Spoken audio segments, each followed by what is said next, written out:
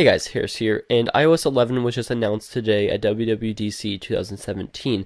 While it was underwhelming in some aspects, there are some new design tweaks, design language, new features, Siri integration, and some general overhauls to the OS to make it more complete and to impact you and me, hopefully for the better. Some things you'll like and some things you'll dislike, just like most things in life. Let's go ahead and take a look at the new things that you can expect on iOS 11 on your iPhone. So first things first, I think it's only fair that we take a look at the wallpaper options, and you can see not much has changed here. It's actually gotten pretty limited over the years in terms of the wallpapers. Nothing crazy, nothing like Google's offering these days. So the wallpapers, you can see the selection there. Okay, so the first thing I noticed when I turned this on is that swiping up when I was trying to get into Control Center brings up more notifications. So that's something that's new and kind of cool. And of course, if you swipe over, you get to your Now view and stuff like that, your widgets and whatnot. Now, if you want to get into Control Center, if this will work, you're gonna have to swipe up really from the bottom. You're gonna have to make it a really direct movement instead of just the casual swipe up, because now that brings up notifications. So if we go ahead and go into Control Center, you can see it is radically different, for the better or for the worse, basically like a bunch of Apple Watch widgets here.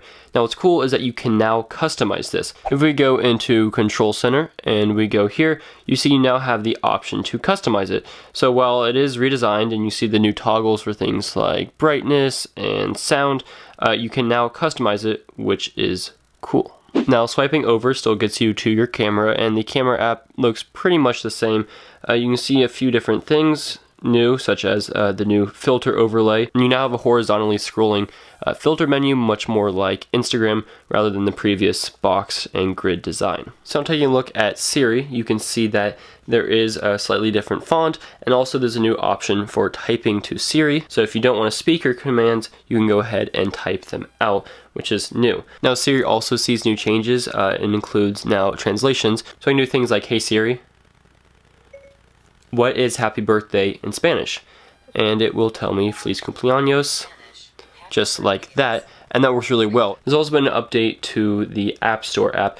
Brand new redesign, much more card-like, very similar to how Photos as well as Apple Music looks. This is definitely a new look, and I'm a fan of this. It looks really clean. There's also a split keyboard view now. If you hold onto the emoji button, you can choose between having it centered on the left or the right, or back to the middle, so this is great for one-hand operation and typing.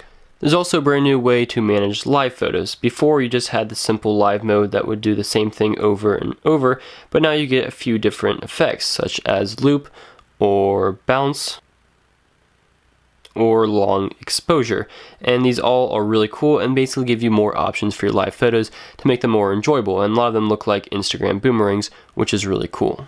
And so yeah, that's what you can expect to get with iOS 11. Definitely, I would say upgrade more for the iPad, and hopefully I'll have a video out for that soon. But for the iPhone, there are a few small things and probably more to come in future updates.